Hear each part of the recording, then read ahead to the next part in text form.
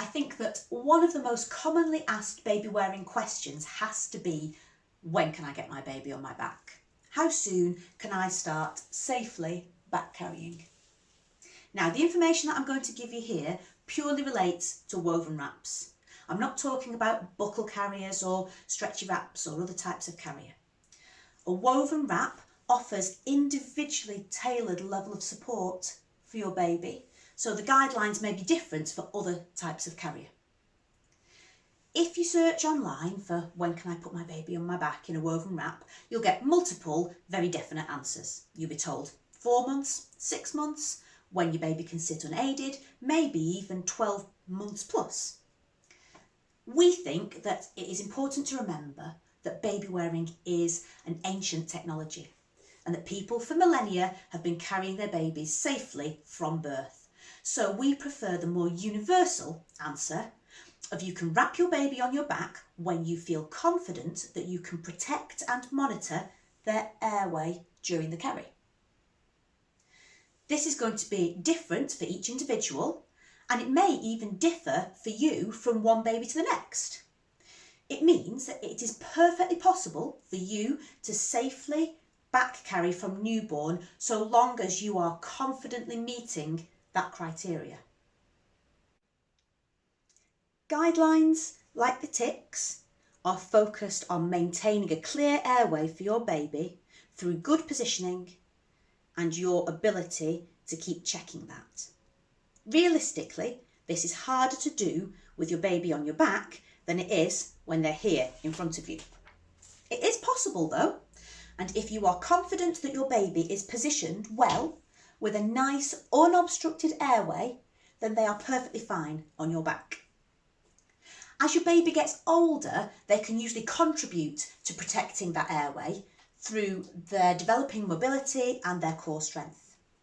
This is where the guidelines of 4 months, 6 months sitting unaided comes from, because at that stage your baby can generally move their own body independently enough to keep their airway nice and open. By that point, you've also gained a few months worth of wrapping experience to give you extra confidence. Now, my experience of back wrapping differed with each baby. With my first, I didn't really do it at all when he was small. I didn't have the confidence and I didn't really need to do it really. He was my only child, so I could just plan the day around him and it was no bother to really have him snuggled up on my chest. He just turned 2 when his brother was born, and all of a sudden this front space was getting really sought after. So I started back wrapping both of them at that point.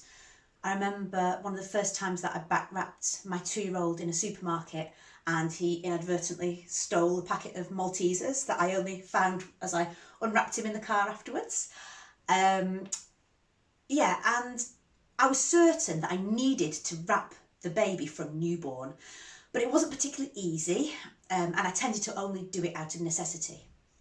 My third baby came along when the other 2 were 3 and 5, so I was less desperate to tuck her away back there, but I had the confidence that I could do it safely when I needed to, and I probably started to do more regular back carrying when she was about 3 months old. So for you, just think, how confident am I that I can protect and monitor my baby's airway at this stage in the development? If you're in doubt, then don't rush it. You don't get any prizes for being able to get them on your back at 2 weeks old. If you're back wrapping a very young baby, then do it for short, manageable periods at first and check them regularly, more regular than you would here, because it is a different challenge. Remember that their position may change if they fall asleep. If you're starting with an older baby, you might want to ease them into it gently, make it into a bit of a game at first, because having them feeling relaxed will make it much easier to wrap them comfortably and safely on your back. Start with simple carries. A rucksack carry is an easy and versatile first back carry. I can remember being unnecessarily hung up on the idea of having early leg passes in a carry because I was frightened that my small baby was going to fall out of the carrier. So I started with a carry called the Secure High Back Carry, which sounds great, doesn't it? But actually it was really complicated, and it added an extra level of stress to those early wrapping days that I didn't need. I soon realised that a rucksack carry was just as secure and far easier to do in a way that was definitely protecting their airway. Use the Santa toss. I feel this is my hill that I keep climbing to the top of and shouting, but the Santa toss lets you get your baby secure and adjusted in the wrap before you put them onto your back.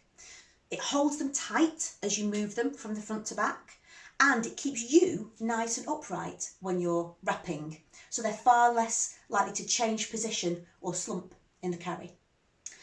Finally, ask for help if you need it. Tamsin and I are always happy to chat or email or video call, and our Facebook community group is an absolute goldmine of advice and experience, and pretty soon you'll be the one giving advice to new wrappers.